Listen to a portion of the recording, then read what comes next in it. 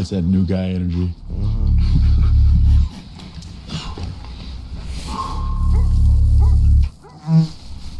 Oh, he's back. That's the fourth fucking time he's done that. Is he peeking and probing? Speaking with serious intent to probe. Alpha 2, we might have guys starting to move in our position. Copy, we're getting a buildup of activity here too. Yeah, I definitely see weapons at this point. Yeah, we have definite massing.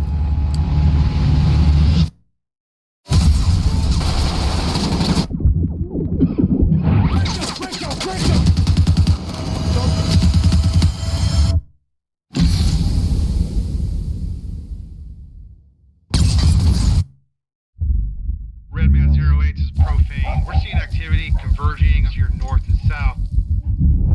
This is Frogman 6 Romeo. We need evac at our last known position. We have severely wounded. Who's the severely wounded? It's not you. It's me. Who is it? No, it's not you. No, it isn't. Copy, one word, contact two. You coming to you or you coming to us? Stand by. We'll let you know when we're inbound. Let's move! Here's the plan. EA 5 minutes, over. The scouts are gonna lead us out, and I'm bringing up the rear. Pop smoke. Smoke out. We are all coming back. OP1, they are en route to you. 3 minutes out! 3 minutes! Eyes on me and only me. Has anyone looked at you? I'm fucked up. 2 minutes out! 2 minutes! Where are you guys? Look for the blood in the smoke. Multiple bad guys trying to get to our position. Inbound! Inbound! Find cover! 1 minute out! We have enemy on our building and all surrounding buildings. Roger that, stand by. Going hot. We gotta get ready, man. This is gonna hurt. On my count. 1, 2, 3.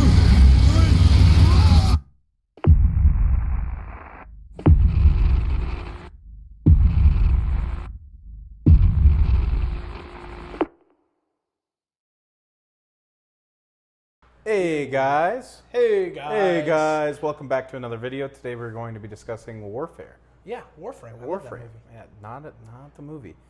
Sorry. It's a game. It is a game. But Warfare is an A24 film directed by Ray Gonzola. Ray Gonzola. That's not his name. Ray. Like Gorgonzola? Like the cheese? That's what I have cheese in my mind. Mendoza. Yeah. So Ray Mendoza was It's an interesting story because he's the first director that actually like served in the battle that he's talking about. But besides the point, he served 16 years as a Navy SEAL and retired to go be a training instructor for Hollywood and a stunt coordinator. Yeah. The movie is about a battle that happened in Iraq in 2006. It is actually the second battle that takes place in this location. Yeah. Called, I don't know if I'm going to pronounce it right, Ramadi? Ramadi? I don't think that's right at all. I just don't know how to pronounce it, but that is the name of the place where the battle took place. And when I looked it up, it said that the name of the team that made first contact, like in the movie, was Navy SEAL Team 3. But in the movie, I believe they were Team 2. I think they were Team 2 in the movie, yeah. In the movie, yeah. But they had some other names. Like, they constantly referred to themselves as something else.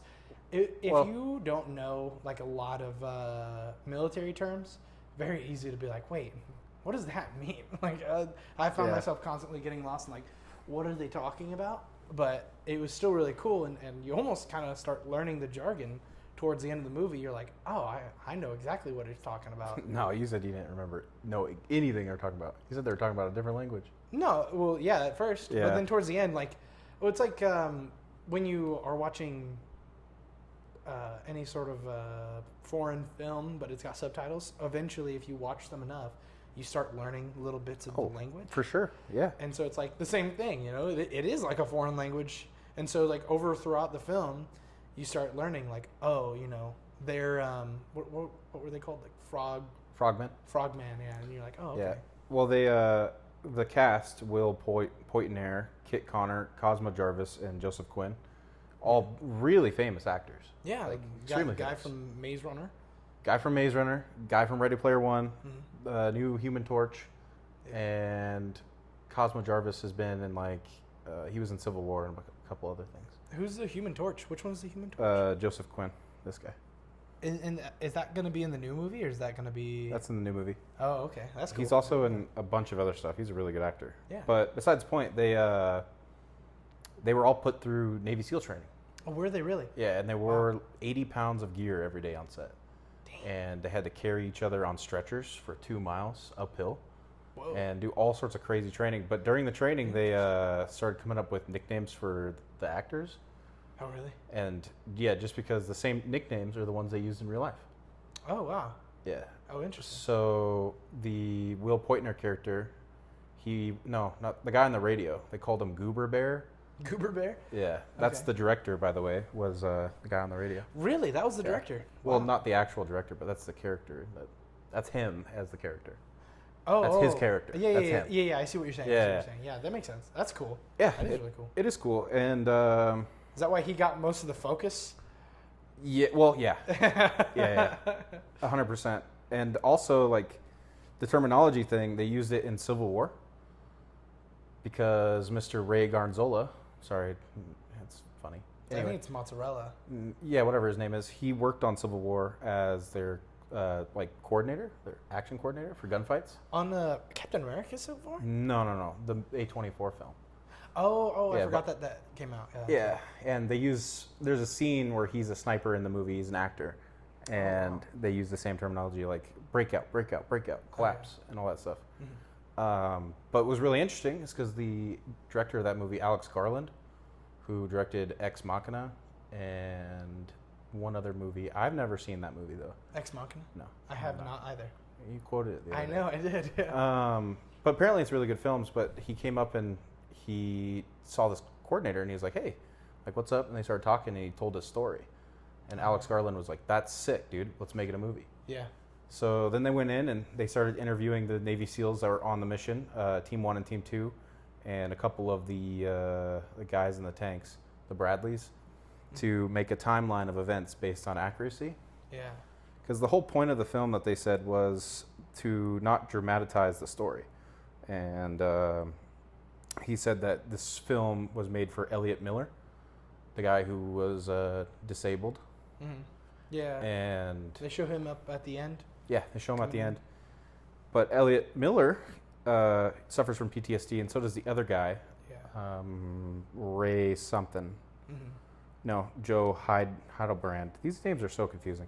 Yeah. But long story short, they made it to reflect PTSD, and they hoped that this film would show like the veteran society and the lawmakers that what the actual war is like, and not to dramatize it because that'd be disrespecting their comrades. Okay, so they made this movie to be as accurate as possible, Yeah. as to avoid dramatizing it. And they succeeded. This is the most accurate war movie I've ever seen in my life. Dude, I mean, yeah, seriously, like when I was watching it was definitely interesting because it doesn't really like follow the beats of like a movie, right? Yeah. It does in the sense of like you're making a movie. You can't really, it's kind of hard not to follow the beats. Yeah. But it's like, it didn't feel like a traditional movie and it felt really short, but like in a good way. So like there were scenes where you're expecting like, oh man, this is going to go on, right? We're going to see him go back home or whatever. Yeah. But it's like, there's none of that. And but you see some pretty gory stuff. Oh yeah. And the actors kind of played it off. They played it very well. Makes you kind of cringe a little bit because it was like, there know? is some scenes like with the dude's leg, Mm-hmm. but there's also like the interesting thing that I noticed in the movie was that there was no soundtrack. Really, no music at all. There's only one song played, and that's in the beginning. Yeah, But that's true. there's no music at all. But I didn't really pay too much attention to that because you don't really notice it. But the thing that I noticed was when the guys on the radio, on the headset after they got attacked or whatever, and you start hearing all these different sounds and stuff, and then you're like, hear people talking over the radio, you can barely hear what's going on around him, and then he unplugs his radio, and then everything gets really loud. Yeah. They did that with everyone's perspective in the room. And that's why certain gunshots change sounds, like bones breaking, people like screaming. Yeah. And they interviewed these people, which kind of fucked. But they're like, what did everything sound like? Yeah. And it's like, that was something that was super interesting. See, that is interesting because I did kind of notice it. I didn't necessarily pick up on the fact that it was like changing for everyone because like for a lot of it, it just seemed like they would go to one character and they would have them, and it would start off like after everything happened, everything would be dead silent, right? Yeah. But it's like eventually they'd start coming back, and you'd hear like loud gunshots, and then screaming, and then all of a sudden you have to get back in the game. But I noticed that they did that for everyone because it was like, oh, now that the sounds come back for him, and they'd switch to a new character. I'd noticed the sound was gone again. Yeah. But I didn't necessarily notice that it was like a difference type deal. Like it's hard to explain. Like how is silence sound different? Yeah. But like it is a little different because for some of them I feel like it was straight up deafening because they were right there in the thing. But then for the leader, I think it was just like a panic attack. Oh, it was. Well, he got the wind knocked out of him. But that's true. Yeah. You start with the perspective of the guy who, I guess, without going into like detail of the plot just yet, but I didn't notice it until he unplugged the radio, and that was a thought that I had, and then I looked it up, and it turns out there was a different perspective for all of them. That's really cool. The fact that they pick up on, like, ask those kind of detailed questions of like, what did it sound like? How do you think about that? How do you think about asking someone, what did it sound like when you were in the middle of an intense, heated battle? You'd be a really good filmmaker. That's what you do. It's true. Yeah, I mean, you get used to that kind of stuff, but which kind of just points to, I guess we could wrap this part up, but kind of points to the overall thing of the film is like, it is the most accurate war movie there is.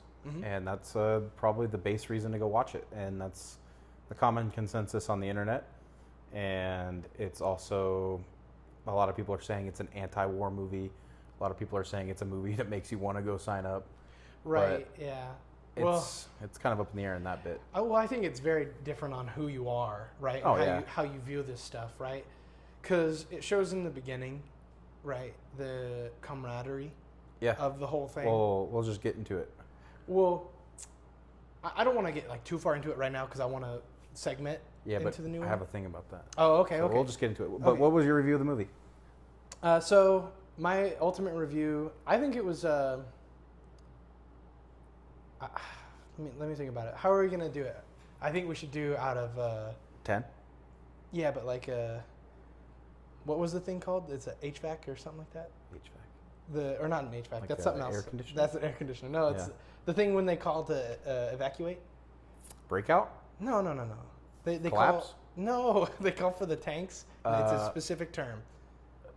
Fuck, I don't remember it. Like, How about we just say one frog man out of 10? Yeah, one frog man out of 10. It's gonna. I would give it a. I'd have to give it a solid. Don't say a decimal. I'll smack you.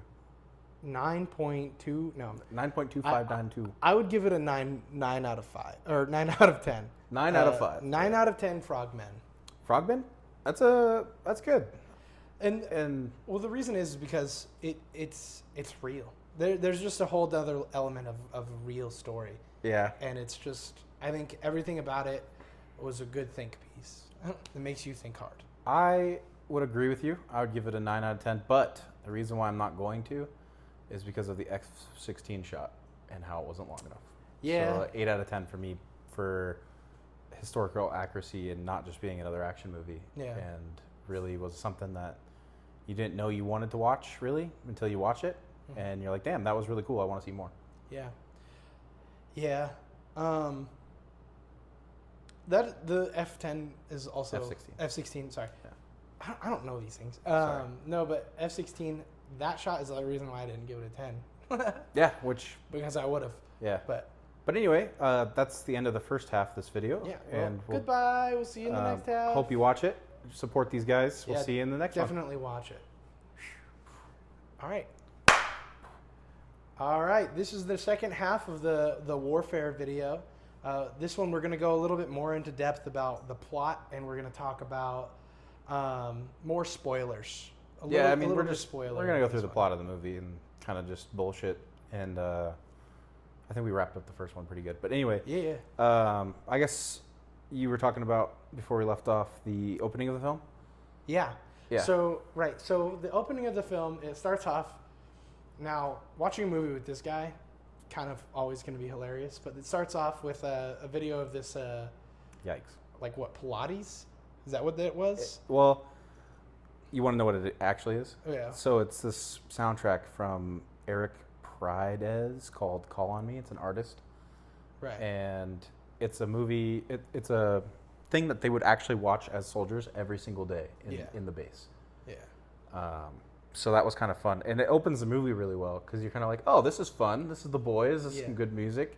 But it's very, very sexual and that way. Yeah, it's almost an immediate shot of a woman's ass as she's walking up to go guide this fucking workout routine. I thought we were in the wrong movie. Yeah, this guy fucking says out loud, "Is this the right movie?" I could hear it echo throughout the movie. I heard a few people chuckle, like a few rows behind me. But no, it was pretty funny. I really enjoyed that scene because from the people that I know who are actively in the military, that's almost exactly how it is. Oh, yeah. To this day. The camaraderie of all of it, yeah. Yeah, when it's like, you can go from just hanging out with the boys, to all of a sudden this really tense situation. Oh, yeah. Because it cuts from that to almost dead silence, and they're walking through the neighborhood trying to find a house to like lay low in. Yeah. That was, for me, that was terrifying. Oh, I mean which continues on the movie, but why was it terrifying? Well, so it was terrifying because it's like, right, these guys they're all in very light gear, right? They've got their vests on, but they don't really have any guns. They don't have their bags on. They're all just watching this video, having a good time, and then it cuts to them full geared up, being as dead silent as possible. That cut from the music to the dead silence is probably the best way to build tension in a movie, in my opinion. Also, it is a little bit inaccurate, though. What do you mean? Because they didn't wear contacts back in Iraq, which are headsets. Oh, did they not? No, they did not. Oh. But that's just a minor thing. Oh, yeah. But at least to my knowledge, that's secondhand knowledge. It is not the most accurate battle Nope, film that ever. screwed it. But Ruined it. Actually, I'm going to take back the score that I gave it last. 4 frogmen out of 10. No 4 contacts. frogmen, yeah. The gear though was very, very, very realistic though. Oh, and something else I noticed throughout it. Yeah. I thought it was a little different than what it actually was. But when they were sitting there and they're ready to break out that first time, the main guy or the commander, what? You're just skipping way ahead, but yeah. Well, I know. Just a small thing, but he's like, "Hey, you got your smoke?" And he's like, "Yeah, it's the back right pocket." Yep. And then he pulls it out. To me, at first, I thought it's because he forgot to take it out, and he was like, "Oh, I forgot. Yeah, will you grab it for me?" And then they do a few more times throughout the movie, and I realize that I'm being a fucking dumbass. And then they're doing it because it's just faster than taking off your backpack and grabbing the stuff out. Yeah. And I realized that's something I wouldn't have ever thought about if I didn't watch this film or anything like that. 100%, which, being a nerd about that kind of stuff, they train you to do that. Yeah. But it's interesting because that you picked up on that and you made that connection. Yeah. Because that's exactly why. Yeah. Other things too, and we'll get into it. But they're on the street after watching the music video. Yeah, and, this is the part you want to talk about. Yeah, so they're watching the music video, and in that music video, there are a lot of different dance moves. And as they cut to the dead silence, and they're walking out into the street. One of the guys turns to his friend across the street, and he kind of does like a little dance, right? And the other guy, the way he does it too, is he slowly turns with the gun. At first, he looks disappointed, like we're in the middle of a thing right now, and then he kind of like lowers his gun and he hits the fucking gritty, like he gets a stanky He's like leg. humping into it. Yeah, he's like, and like that it does such a good job at showing that it is a tension situation that they're in because they don't know who to trust around them. Everyone could be part of the enemy. And yeah, they're still kind of like doing their little goofy stuff, and then they're wrapping up and they get super serious again. So the funny thing about that is the real life version is that they would watch that video like 4 times a week. Oh my god. Yeah, and this is like 2006, so Yeah. I mean, they had nothing else to do. But the humping thing was an inside joke between all of them, And so, like, when they're like, yeah, we're about to go watch the video, that's when they would do the humping thing. Oh, that's really funny. And, like, they talk about how that's just their thing that they would do. Mm-hmm. So adding it into the movie, after you kind of know that, it's like, dang, that's pretty cool. That is really cool. But they wouldn't do it on mission. Like, Oh, they wouldn't? no, not at all. Well, they wouldn't say that they did. Yeah, that too. They'd be like, no, I swear, Sergeant, that wasn't real. No, we would not do that. No. Unrealistic movie. But yeah, they get into the street, and then the two teams split off, and they find two different houses to take over, which, for me, again, being a nerd about this stuff, like, hearing stories about occupying families' houses and stuff, fucking sucks, dude. Yeah. It sucks. But exactly how they went in, they went in quiet and kind of just tapped them with the gun and be like, hey, don't move. You go, put your hands up, keep your hands up. If you do anything, we're going to shoot you. Yeah. But you got to feel bad for that family. you feel horrible for them, yeah. Dude, that sucks so much. And, like, that'd be terrifying to wake up to. Yeah. But, like, just knowing that that's going to bring trouble directly to your house. And immediately putting your life in danger. Mm-hmm. It's just that sucks. And to be fair, they're kind of like, where they were was occupied by Al-Qaeda. Yeah. So they were always going to be constantly in danger. Yeah. But it just sucks because you know that danger is almost guaranteed now.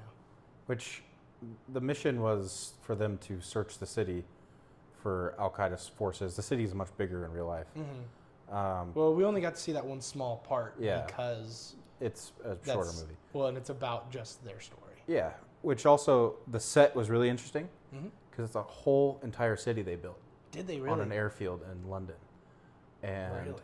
Wow. Yeah, they wanted to make it that way so it's not just a backdrop and they come in and walk to a house and it's a whole different set. Yeah. So to keep accuracy, that's what they did. But they occupy this house. They're like, go upstairs, and there's a fucking brick wall. That's so funny. Yeah, and That's so funny. It's because it's two different apartments.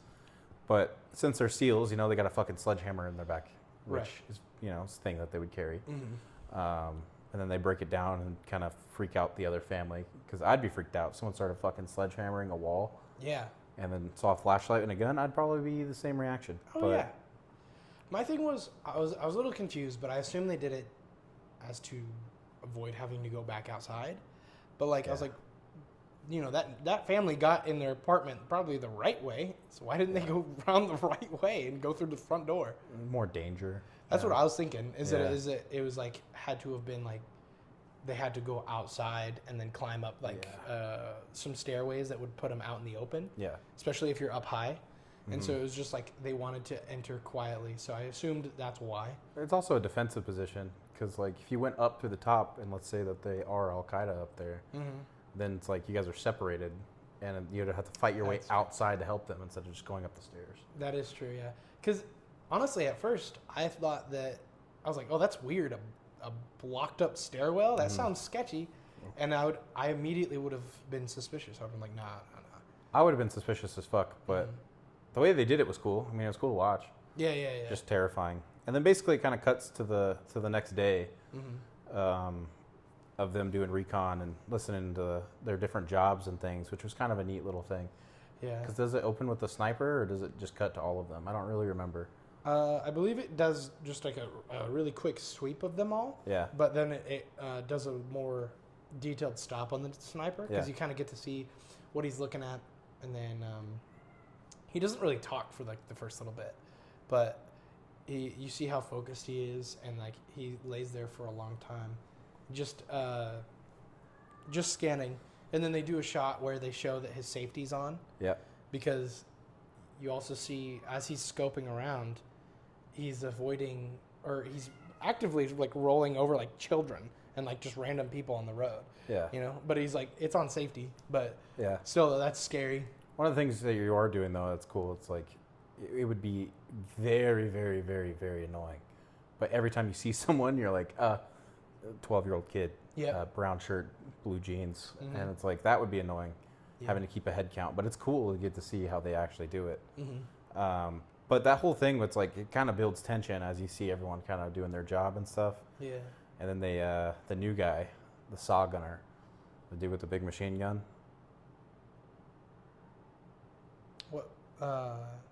Which one was that? He was the dude with the big machine gun. I don't remember the guy with the big machine gun. Did they use it? Yeah. Oh, They had multiple of them towards the end, but Yeah. so the saw gunner is like the guy who usually lays down fire, and he has the biggest gun. He's the guy who has the 100-round like drum out there. Oh, yeah. Yeah. So they flame him. They kind of are making fun of him because he's the Yeah. new guy, and no one's really talking to him. Mm-hmm. And they don't really set it up very well in the film, but the sniper and the radio guy, like when the sniper gets off of his position for a second, and they have that weird like stare down. Yeah, that was really weird. Well, they're best friends. Yeah, he was. Yeah, so that was his best friend in life, which is Elliot Miller, the guy who the movie's for. Mm-hmm. But then you kind of learn the relationships of all of them, and there was a really gross scene that stuck out where they're just chilling, and the guy starts drinking his water. Or first he offers it to him, right? Yeah. He's like, here. And he's like, nope. And he starts drinking it, and he spits it back in. And oh my God, that is something I would do with the boys. That is so funny. Well, because he offers it. He didn't say no. He said, yeah, I'll take some water. And Yeah. he goes, all right. And he spits all the water back in. The guy takes it back, and he just drinks it anyway. Yeah, which... And he really made emphasis of sticking his tongue out in that thing. he did. She was nasty. But that would be the fun part of it, which I could see. But then, I guess, you have anything else for that, like, starting scene with the set?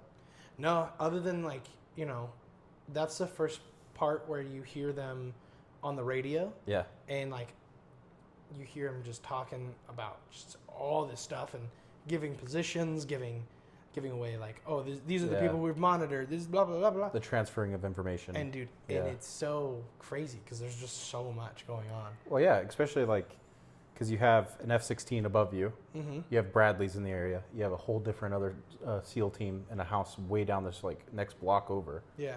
And it's like, the communication has to be on point, which it's cool how they communicate, though, because they're like, this is Frogman 3, we have this, blah, blah, blah, blah, blah, hell copy, and then that's what they do.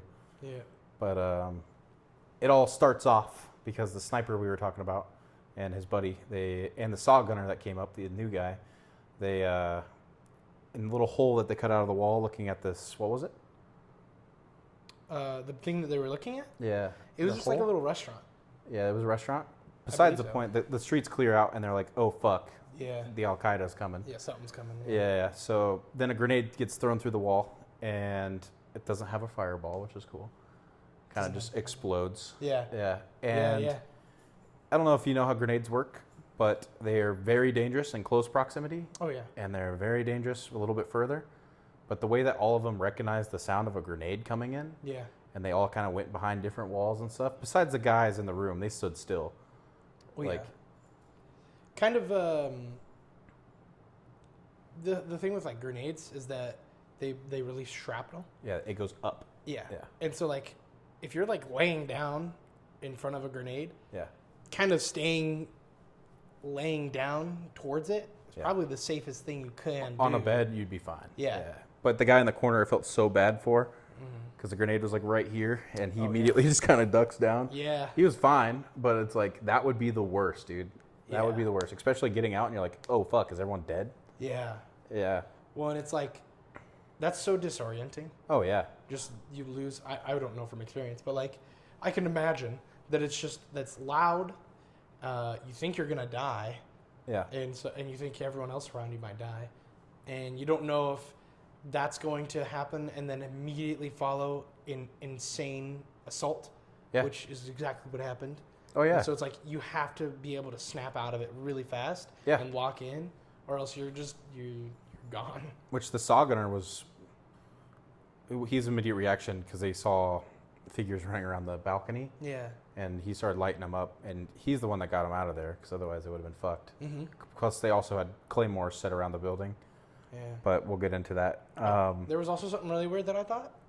He starts firing at that window at those people, and there were curtains, right? There was curtains covering it, yeah. But like, I didn't see any bullet holes going into the curtains. I thought it was really weird. Maybe this is a misremembering thing because I swear there's curtains, but now I'm kind of thinking there wasn't. Because there is a shot where they had that goes out after that happens, and it shows you the claymores from inside the window. So maybe there wasn't a curtain, but there was another one. Mm-hmm. I think there definitely was, but maybe it got knocked down. Yeah, I think that is what happened. But yeah, he's shooting through it because I remember vividly he's shooting through it, and the curtain's flapping around. Yeah. But I don't see any bullet holes going through the curtain. But it's just a little thing I noticed. I was like, oh, that's weird. It is weird, but you know, Yeah. Continuing on, everyone exits the room and they're like, blood check. What was it? Was it blood check? It's a blood sweep. Yeah. Blood sweep. So they kind of see who's bleeding, who's fucked up, and what. And some guy, he got hit a little bit under the arm. He was fine, but they still wanted to get him out. I believe it was Elliot. Yeah, it was Elliot, which fucking sucks to be that guy.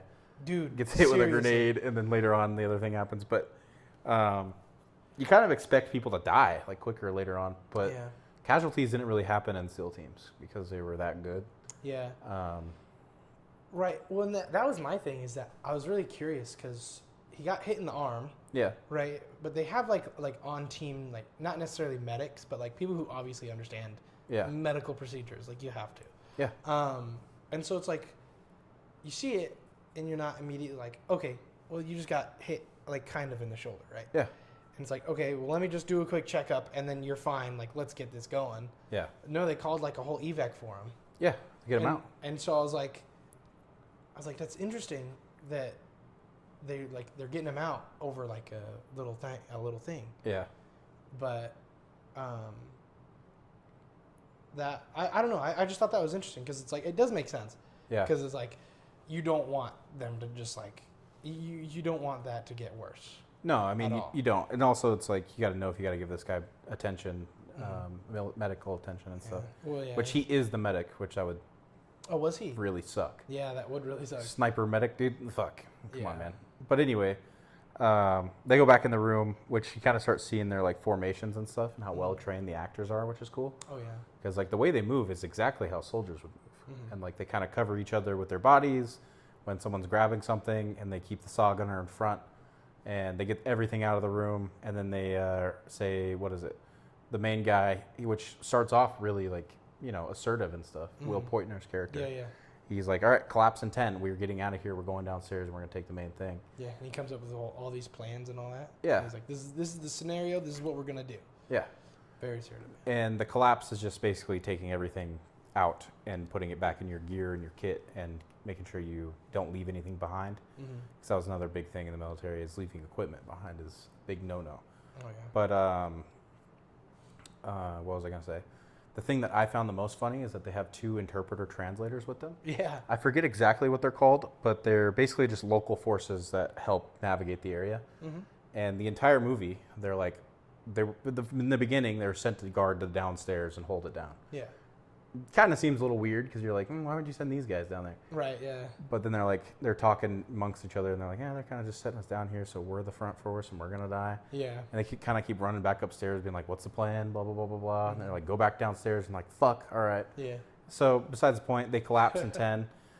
They get downstairs, and then is this where we see the first show of force? I wish we Yeah. did this yesterday, but Yeah. The first show of force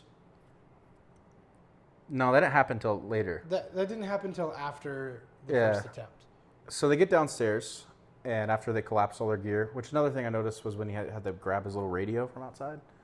Yeah. The transmitter. Yeah, he was gonna go out there. Yeah. Like a fucking Dumbass, right? Like, what the Fucking fuck? idiot. But shit happens like that. But everyone like looked at him and they're like, do not do that. That is a terrible idea. That is a bad idea. There's guys on our roof. Don't do that. Yeah. Well, and then the way they say it too is that they're not like, you're a fucking idiot, don't do that. Yeah. They're like we got to keep this calm, right? I don't want to hurt anyone's ego right now. So they're like, no, do not do that. That is a bad idea. Oh yeah. And then just like getting in his head of, oh yeah, that's right. Yeah. So he just like grabs the cord and does then it the pulls smart in. way. Yeah.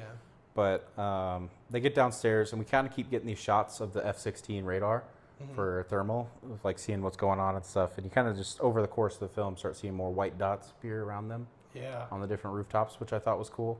And you also hear like radio comms from the F-16 interpreting what's going on. But then they get downstairs, and they're ready for breakout. And they're waiting on we can't figure out what the word was. But when the Bradleys come, what was the medevac? It had a special was word. medevac, but it wasn't called. They didn't call it that. Yeah. They called it like CVAC or something like that. It started with a C. I think so. Which one of our buddies we went to, he's like really obsessed with the military. Yeah. And the entire, like after the film, he's like, yeah, they got that wrong. That's not what it was called. And it's Yeah. like, all right, cool. Well, what he said was that he was like, well, what they were saying is a helicopter evac. Yeah, it's a helicopter drop. Yeah. But my thing is, Now, I'm not versed in military anything at all, but my thing is, like, maybe that's what they were doing. They had to get secured in a tank to get taken to a helicopter to get That them makes out. sense. Because I defended it because I was like, there's no way that all of these guys that were veterans messed that up. Right. Yeah. And it's like, when it's also like, you know, if you're going to call a helicopter evacuation, it's not going to happen in the middle of a town.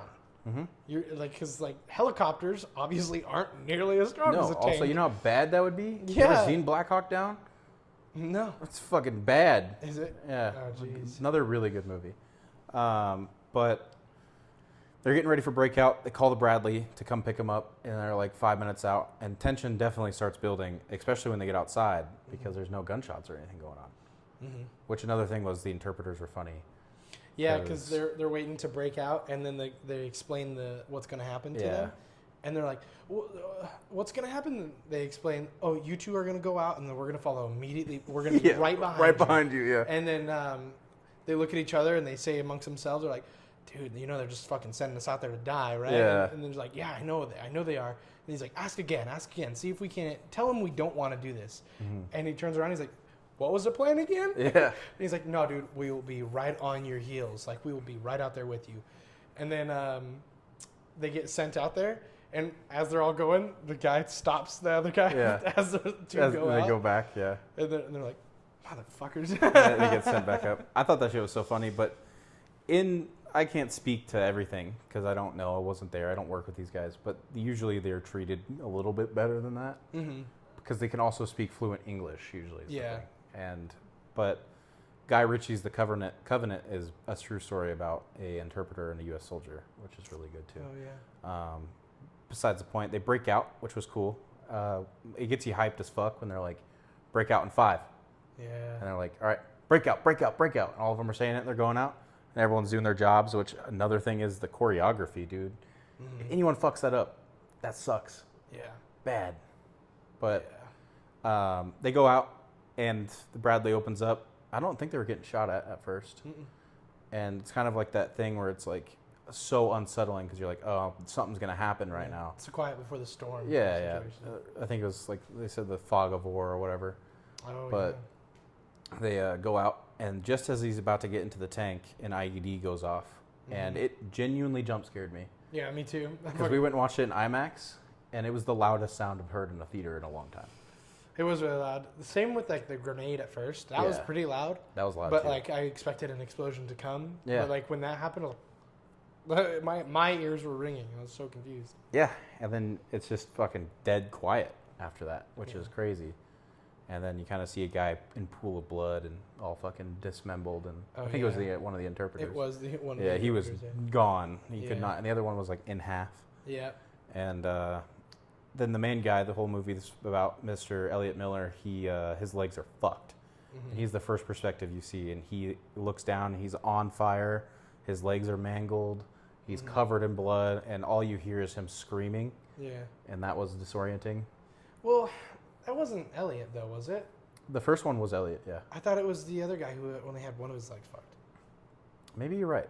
No, because I remember seeing his glasses and stuff. Well, because Elliot was out cold the whole time. Oh, yeah, you're right. So it was the other guy. Yeah. Yeah, which was completely fine. He's actually walking. Yeah. Oh, really? Both his legs are fine? He's fine, yeah. Really? Wow.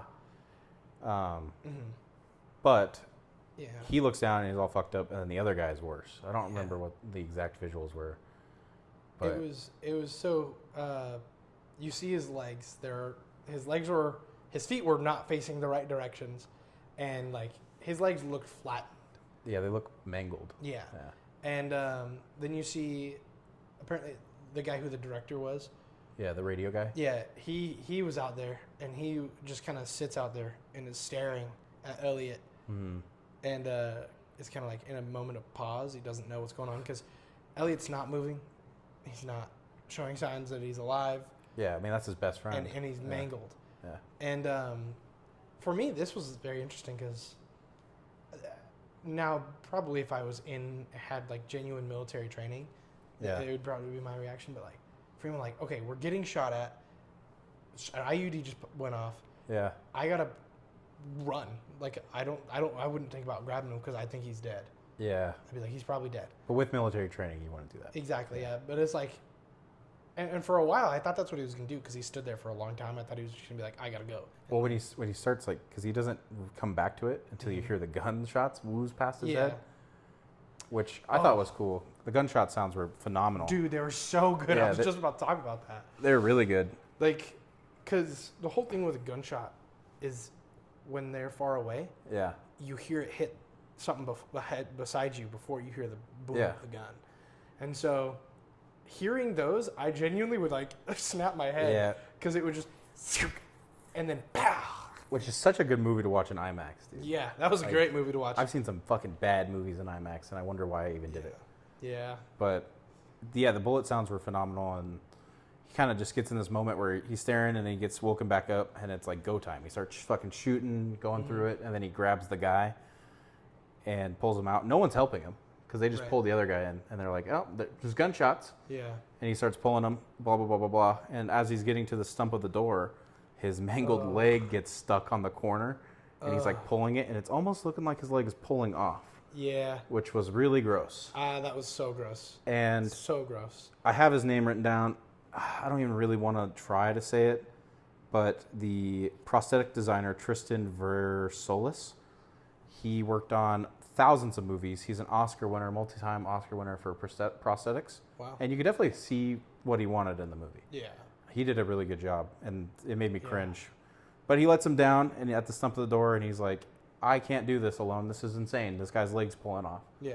And he goes inside, and he's like, why the fuck aren't you guys helping me? And he tells the new guy, he's like, Sam, go outside and shoot them. Mm-hmm. Which is the saw gunner, which is his job. He should be laying down, covering fire the whole time, but he's new.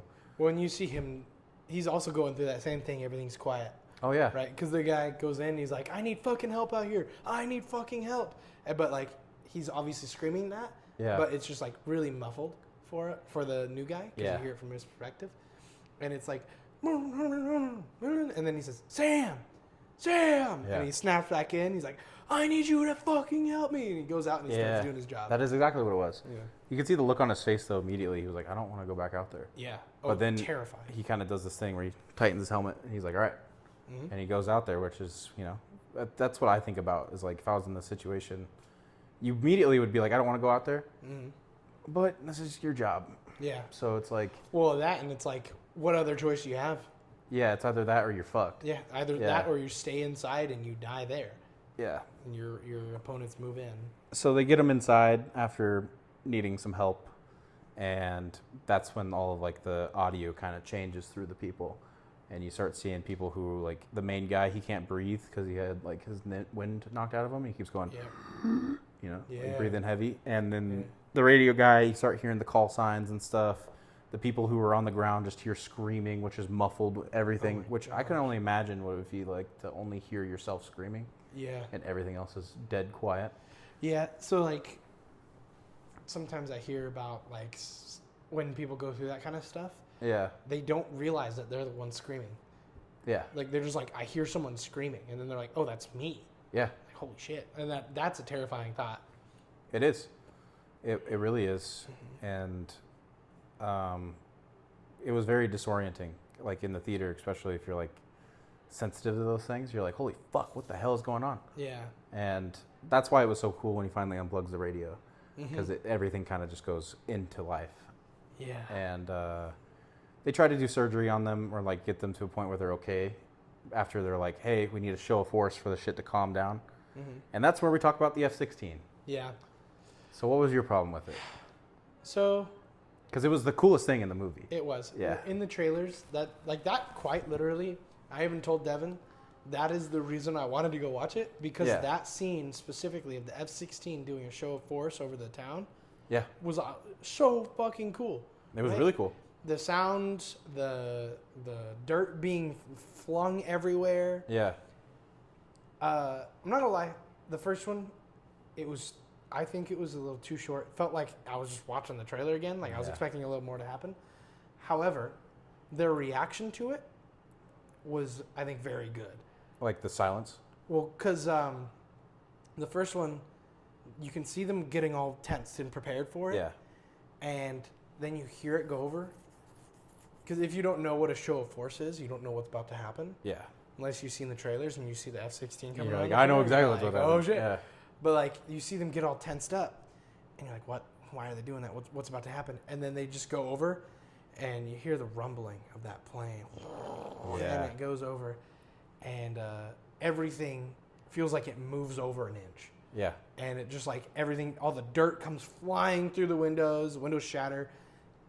And that's like, for that family, Yeah. terrifying. Oh yeah. Absolutely Extremely. terrifying. But also, like, I talked to some guys about this. One of our drivers, whatever, they routinely would have to do show of forces. Really? Yeah. And so he was actually in that battle. Really? Yeah, which is crazy. That is crazy. He operated a Bradley, and he told me everything there is to know about a Bradley, and I was like, that's pretty cool. That is pretty cool. Besides the point, he told me that when they do a show of force, they would go to an unoccupied area, and they would all do it at the same time, and basically just fucking unload rounds and just shoot at walls, break shit. Yeah.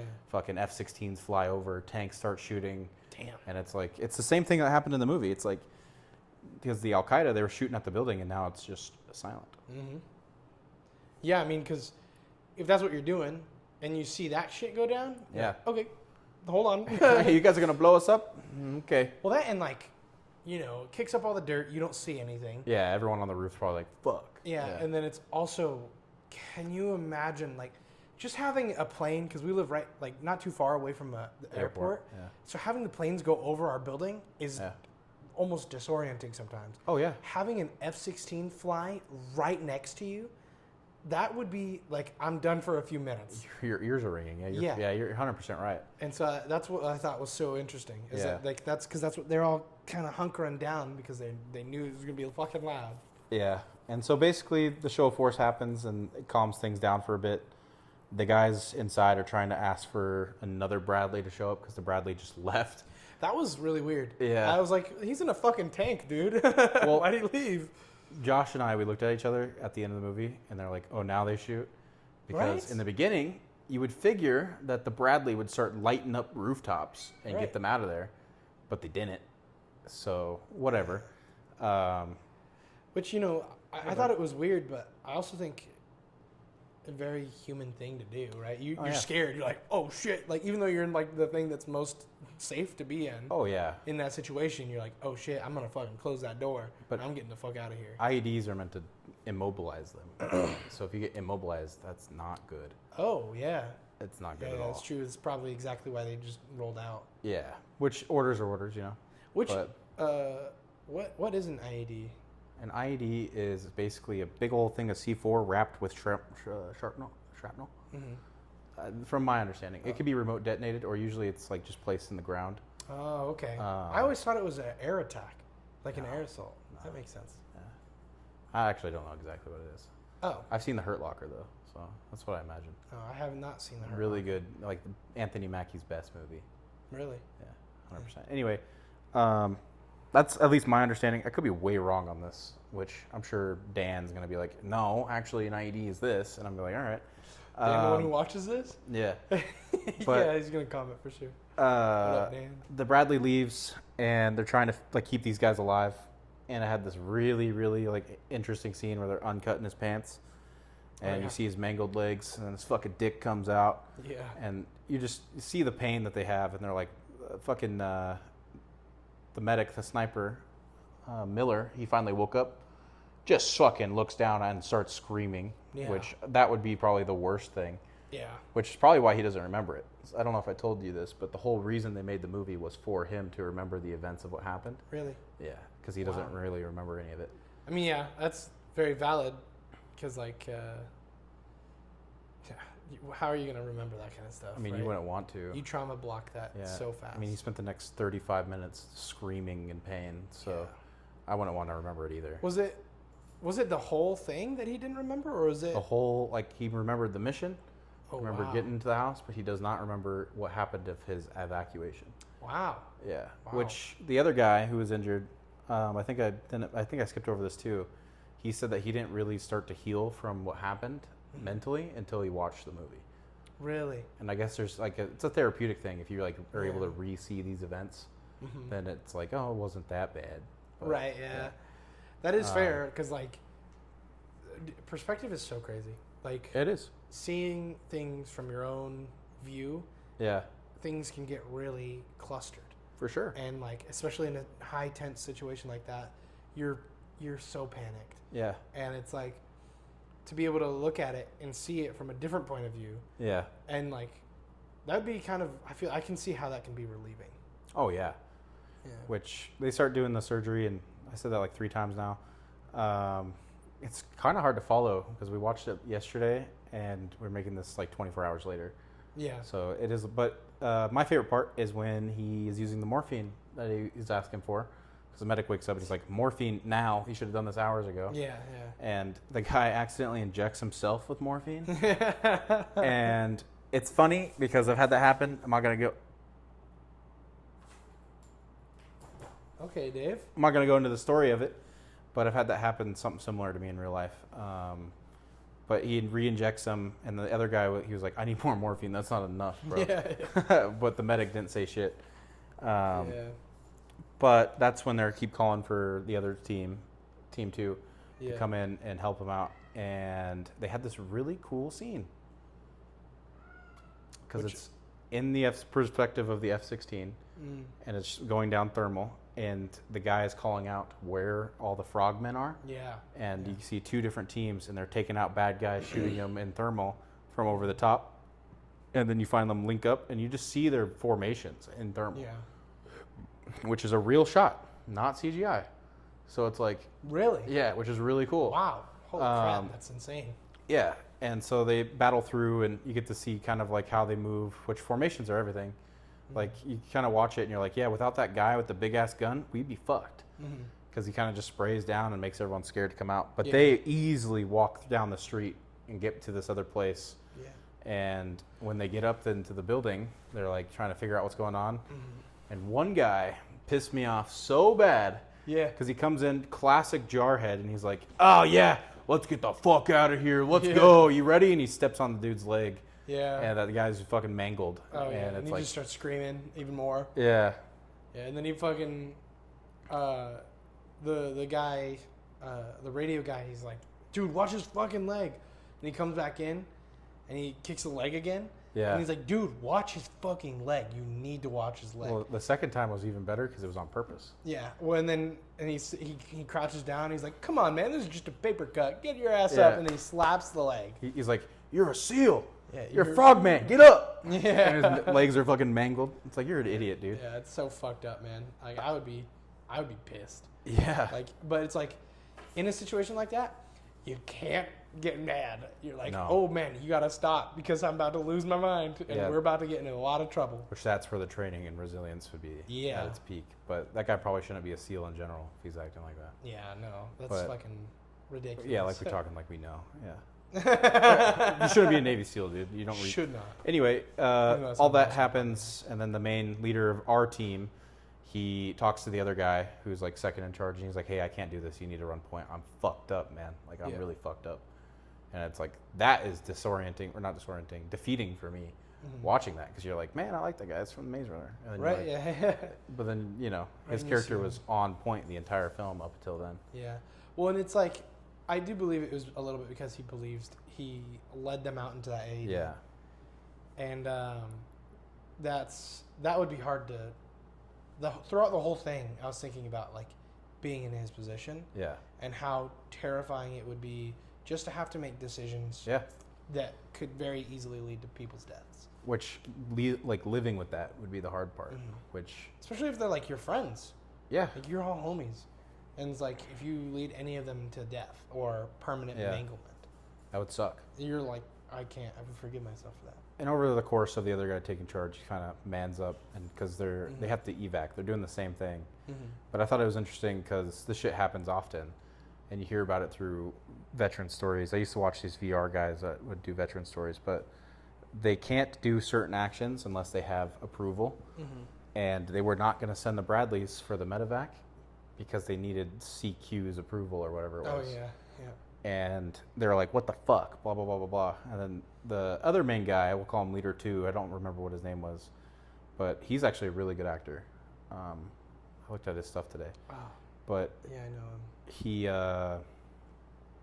was like, you lie to them and you say that you're CQ Yeah. and get us the fuck out of here. And it's like, that part was like, oh shit, that's pretty cool.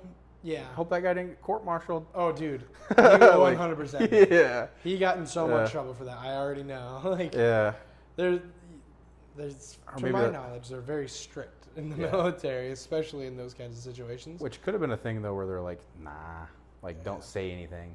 Yeah. Like, but maybe there weren't. We got to look that up, I feel like. Yeah. Now I really want to know. Yeah, I don't have my phone available to me. I'm not going to do it. I spent the first half of this on my phone. No, yeah, But that's totally fine. then they also send the guys, the 2 saw gunners up top, which was really cool. Yeah, And yeah. seeing them fight on the rooftops, like dodging bullets basically, Mm-hmm. and peeking back up and shooting. That would suck. Dude, yeah. That would suck.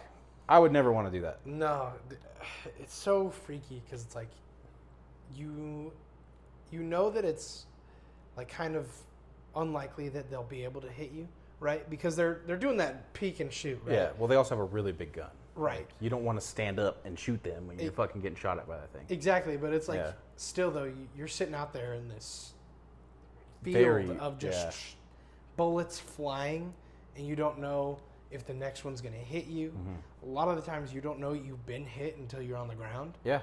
and so it's just terrifying. You're Yeah. like, I don't know if this is a weird thing.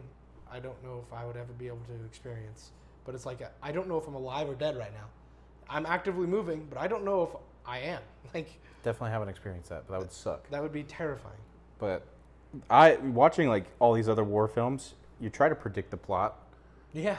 From the get-go, I was trying to do it. I was like, man, maybe this fucking somebody's gonna die here. Yeah. When they're on that rooftop, the entire time, I'm like, this guy's gonna get shot in the face. Yeah. Did not happen. They got up, which is just their training of being good at what they're doing. Yeah.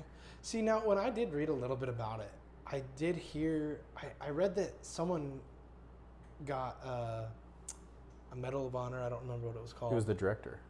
Well, no, because it said that that person had jumped on a grenade. Really? Yeah. To like save their comrades. So I was really curious because I was like, I don't know if I was reading the wrong one because there were two battles in that same city. Yeah. One in 2004. Yeah. And then the one that we watched about now that was 2006. Which was it was the same city Chris Kyle was in. Who's Chris Kyle? American Sniper. Oh, yeah. But that's crazy to think about because I did look up like the director got a Silver Star, and the guy who survived and the other guy got Purple Hearts. So at least they got honored for what they did, which was cool. But that's kind of when we get to the next show of force because the guys on the roof get fucking obliterated almost. Yeah. Like they start taking way too much fire and they try to get out. And watching the second guy, cover the first dude and then be like, all right, my turn. And he gets down and starts crawling while carrying 100 pounds of gun. Yeah, it's insane. Like, it would be nuts. But then they get back downstairs and they're like, all right, show of force goes over and the Bradleys are on their way. The good guys are coming. And I don't really remember much after that because I know they are talking about their plan. And the main guy's like, what's your plan? Blah, blah, blah, blah. You got some in your eye? You good? I just yawned. You start crying when you yawn?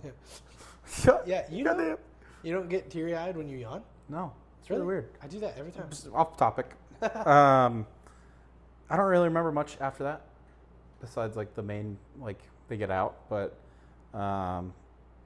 they start talking about the plan, and they're like, all right, breakout. We're going to go in teams of 3, I think they were said, and start slowly going out the door, which already you can tell maybe it's because they have more people, or maybe it's because they did the cool thing.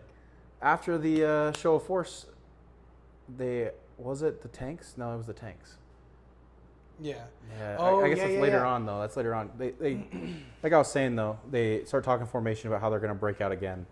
And they're talking like 10 minutes till, and they're like, we're going to go out. And it just seems like a more organized plan, which kind of sucks. But Yeah. because that's for me, it's like, man, they're kind of just dogging on the other guy. But then the Bradleys show up, and that's when the thing happens. Right, yeah. So the guy who's now taken over, he is making calls, and they know that they got people on the roof, so he calls for the tanks to start shooting at their roof. And the other team's like, no, we can't do that. We cannot actively shoot at the building that you are in. Yeah. That's stupid. And then he's like, dude, I don't care. We know that they're on the roof. Our roof is cleared of us. Yeah. Like, we are good. Just do it. And so they give the all good, and you see the guy who was taking lead at first. Yeah. He turns to the family that they have there, and he literally jumps on them. And he just holds them down. He's like, get down, get down. But he says that in their language, right? I would assume it's like one of the few things that he knows to say to them. He said it in something. Yeah, I shouldn't say that. Yeah. But he covers them, and throughout the whole time he's holding on to them. And then you hear the gun or the tank get hitting the roofs. Yeah. And that shit was crazy. It was crazy. Because it was just doom, doom, doom, doom, doom. And it was way faster than I thought a tank could shoot. Yeah. Which again, well, it's because it's a different shell. Yeah. Like those are supposed to be like that. Which are interesting. Fun fact: the driver guy told me that it is on a automated computer and it is automatic, and you can just basically pull it up wherever you're on the computer and just go boop boop boop boop boop. Damn. And it also has a 50 cal machine gun on the top. Yeah. I think I heard that going off a few times. Yeah, which is really cool. But also it kind of begs the question, why the fuck didn't they do this in the first time? Right. Or maybe not shoot their roof, but shoot everyone else's roof? Yeah. Which bugged me. But it was really cool seeing the Bradleys, which I don't remember what they called them. I think they called them like bushwalkers or something. Yeah, something like that. So Yeah. they called them Bush something. I Bush know it was something. Bush. Bush Wookiees, whatever. I But think Bushwalkers is right. yeah, but they it was cool. It makes you really like the only time in the movie where I'm like, man, I wish I was in that tank. Yeah. That would be sick as That fuck. would be cool. But yeah. Well, you know, if IEDs are to immobilize the tanks, Yeah. and you don't know how many there are, Yeah. I can see why the tank just straight up left. Yeah. Well, you also don't know if they have an RPG, Yeah. but And so it's like, I can see why they're like, okay, this is obviously a surprise attack. Yeah. And we need to get out of here. This is a lot more people than we thought it was. yeah. But since I played military sims, when the first attack happened, I thought it was another tank, Yeah, I did too. which I was like, holy shit. But yeah, they blow up the rooftops, which imagine creating this set, Dude. and then you're like, we only got one shot to do this, Yeah. so don't fuck it up. But Bradley's just blow everything up. Yeah. Like, Oh, shit, dude. And that would be terrifying too. Obviously, there was no one in the house when they were blowing everything up. But yeah. like, just like terrifying to know that if you fuck this up, it's kind of a goner. Yeah, it's bad. Yeah, it's either gonna push us way back, Yeah. or we're just gonna have to cut the scene, Yeah. which would probably damage the film. Yeah. Thank God Seth Rogen was on set that day. Yeah. Yeah. No, but they did an amazing job on that. They did. It looks so good. And then the scene that followed, which is kind of why I was saying that their formation is better, because that's when they unleash on the rooftop, they get in formation and break out. And you see them come out in like a triangle, or like an arrow type formation with two saw gunners in the front, and they're just lighting them up. And the way that they get out, it's like they cover every point that they can, besides the top, because they don't need to anymore.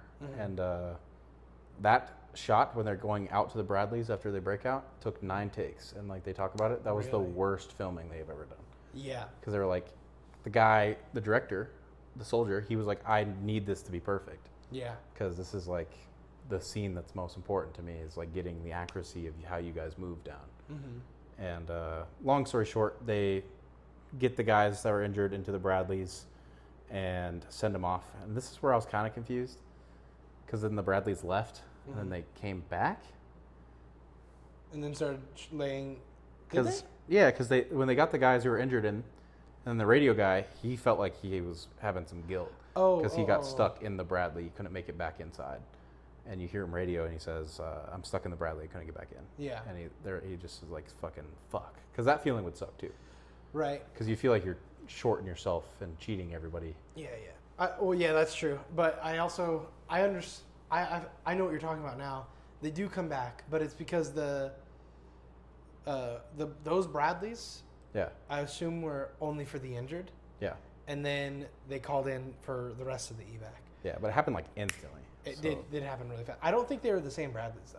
No, probably not. They couldn't have, I don't unless think it it was was. like supposed to be like there was some time in between. But Yeah. I think they would have had to have shown that, because things would have been happening. Like Yeah. things.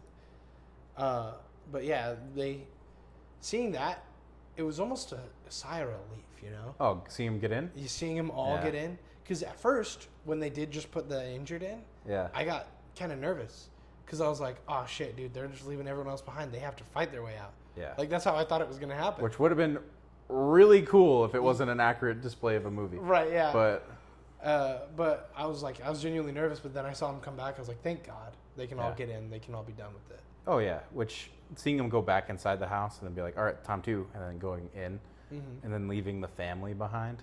Yeah. A lot of the time, those families get executed. Yeah. I was expecting to see it, but they didn't. Well, I was expecting to see it, especially at the end after the Bradleys leave. Yeah, You see all of the Al Qaeda come out. which was cool. That was crazy.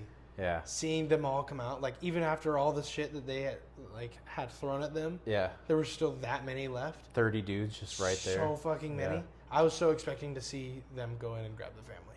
Yeah, which it's a very scary thing because like Iraq, they were talking about how those guys are like really good at fighting, and then they went to Afghanistan and not so good at fighting. But if we ever have to go back to Iraq, they have way more gear. They're better trained now. They fought us before, and we've been training for Afghanistan. But it's really interesting how that stuff works. But seeing all of them come out was really cool.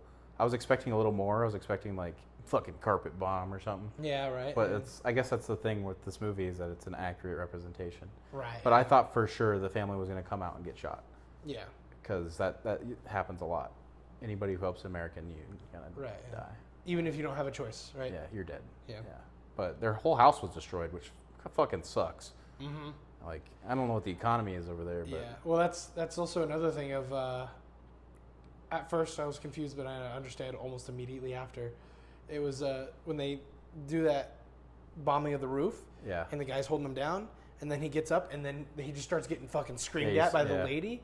And I was like, bro, why's she screaming? And I was like, oh wait, they just fucking destroyed their house. They just destroyed it, yeah. And they called for it, and I'm like, that's so valid. Because without that, they could have done some stuff.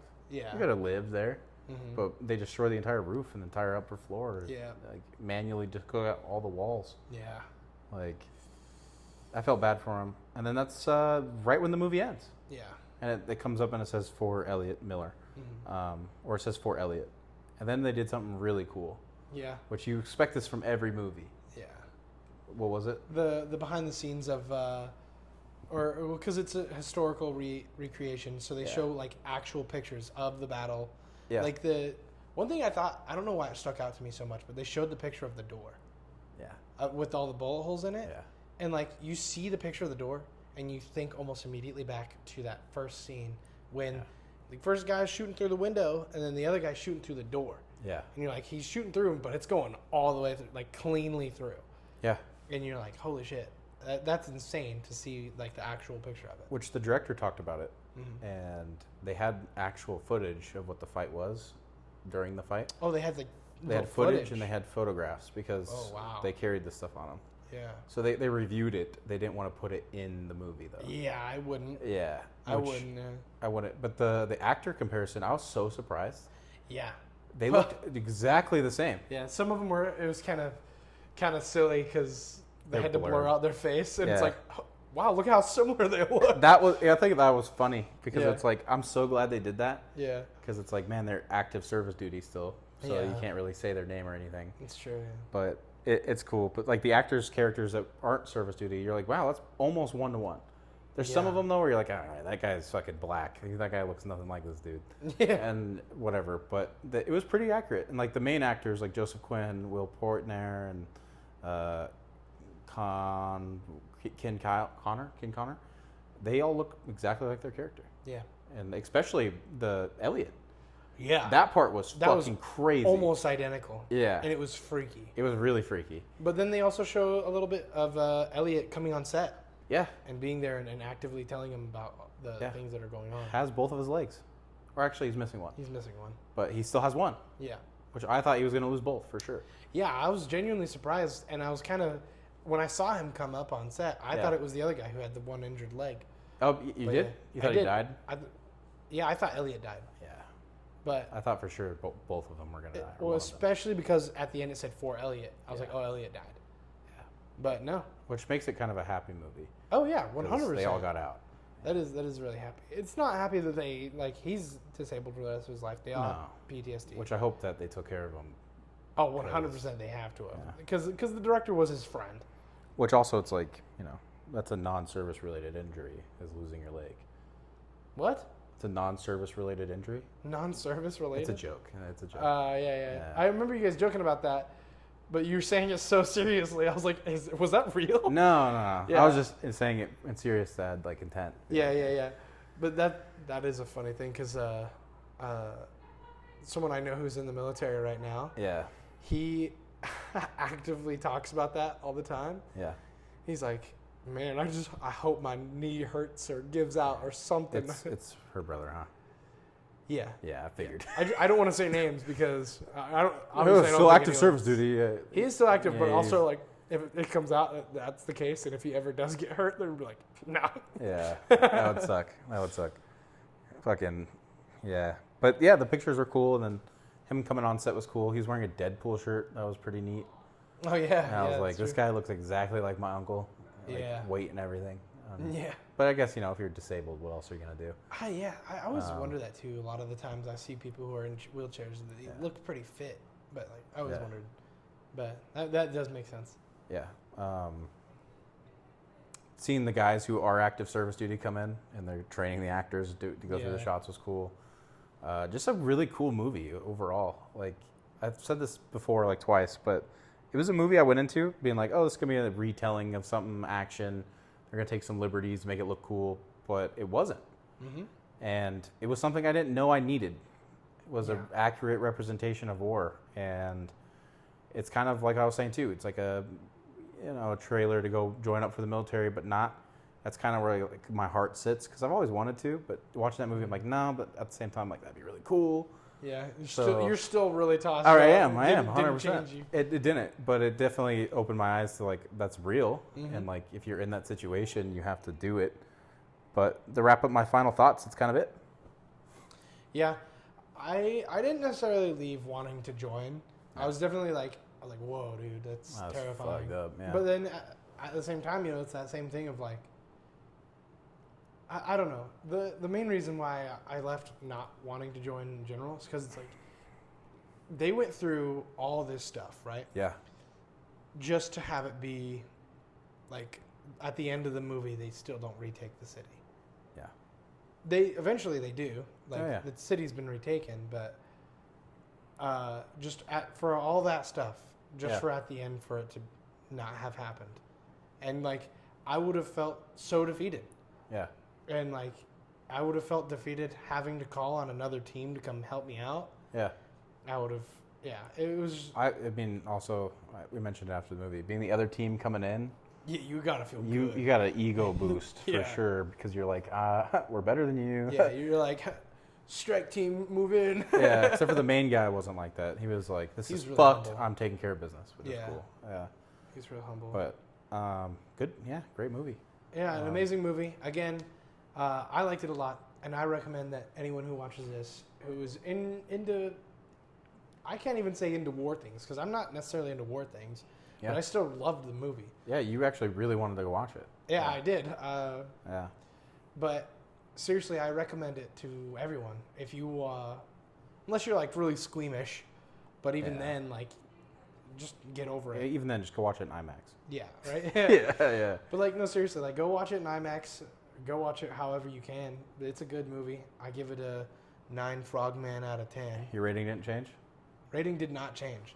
I really do want to bump it up to 9, just because I think it's its own category of movie. I think it's something that's stand out to the rest of them. It is. It's kind of why it's hard to, put up it's hard to like give it a solid understanding rating. Yeah. Because it's completely different. It's not like every other movie you go and see. No. Even retellings of movies. Yeah. Not even close. Well, it's like, this kind of goes for like A24 and all that, but like, it's a stark difference. It's so different.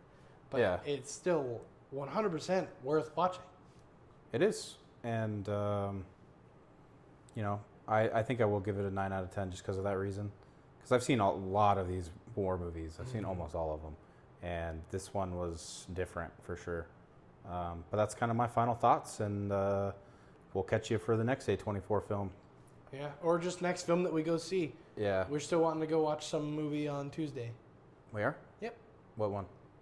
I don't know, but we want to go We'll watch. figure it out. We want to go watch a movie every Tuesday and then have a review out by Thursday. So. Yep. And we're definitely going to have a Thunderbolts one. Yeah, for eventually, sure. because that one's going to be fire by the looks of it. Oh, yeah. Yeah, that's all my thoughts. I was going to say the Captain America thing, but... Yeah, we did watch that, but we don't want to get into that. Yeah, right now. because that was such a defeating movie. When I went and Yeah. watched this one, I'm like, fuck, it's going to be Captain America. Yeah, but no, it was a good, refreshing movie. To Oh, watch. it definitely was. Anyway, bye, guys. Bye, guys.